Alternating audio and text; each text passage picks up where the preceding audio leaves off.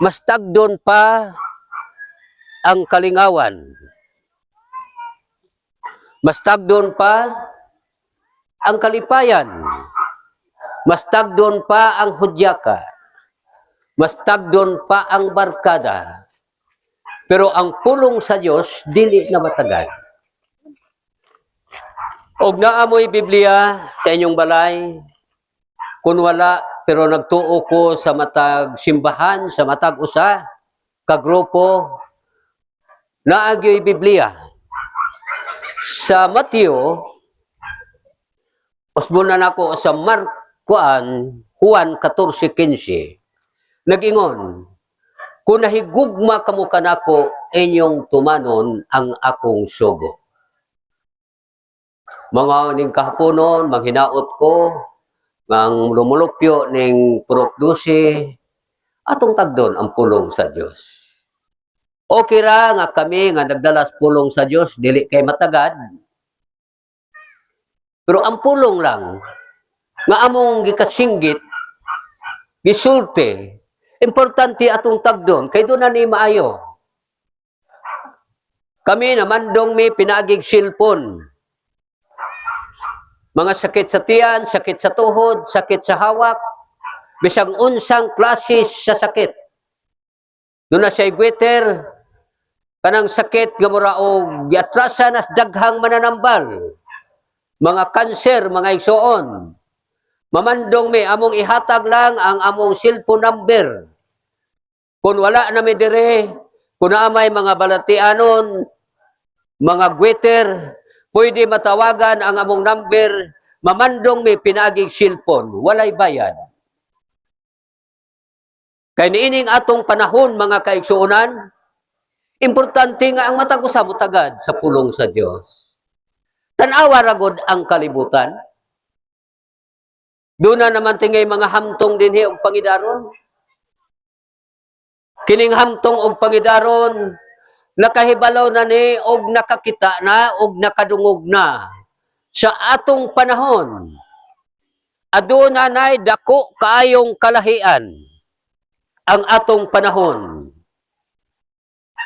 Kadtong mga tao sa una, nga mga tag-as nagpangidaron, nahibalo na niini. Nga aduna nay dako kaayong kausaban sa kinabuhi. Bisan sa atong nakita sa atong kalibutan, doon nay dako kaayong kausaban.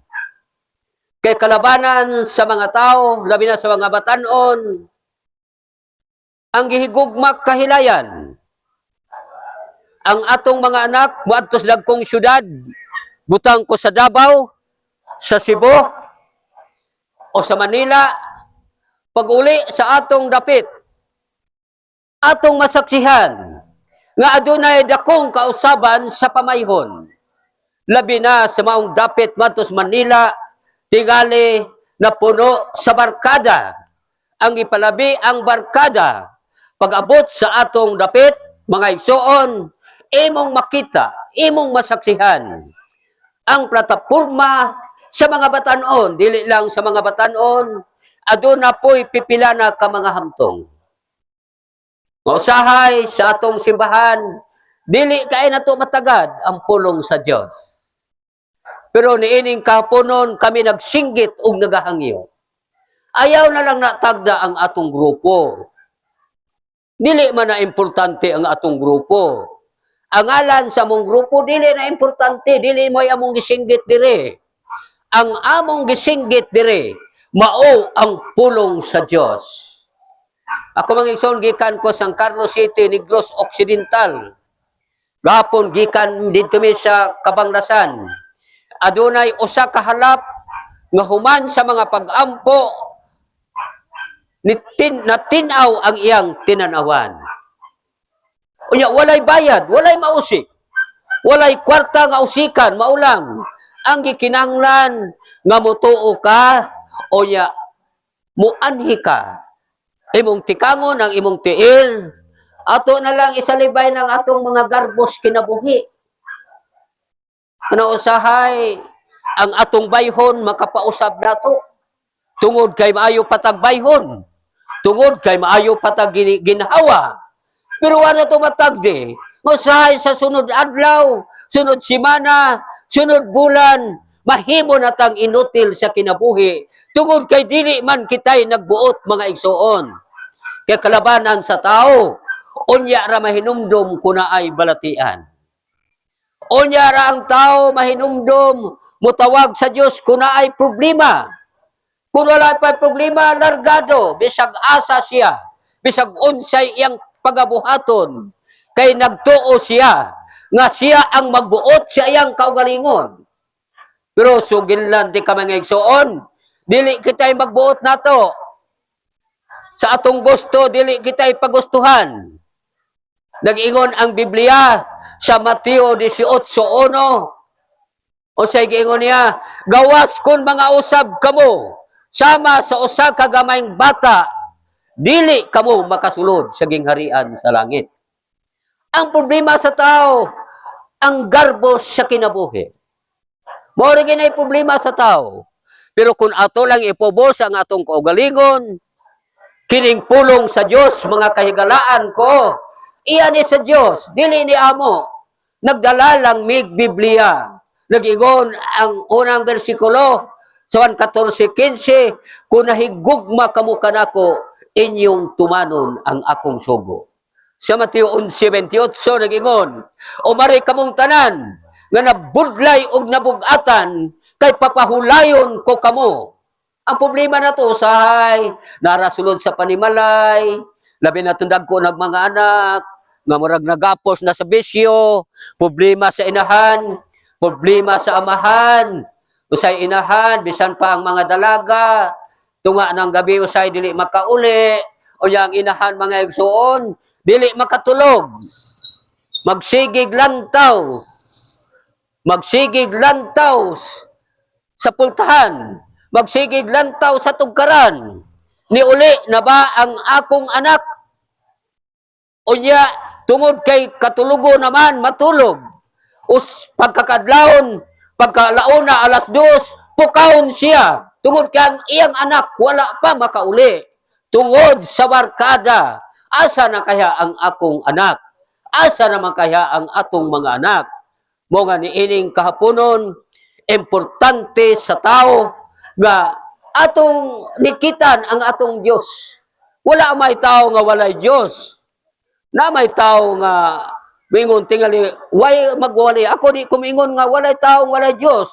Ang tanang tao adunay Dios.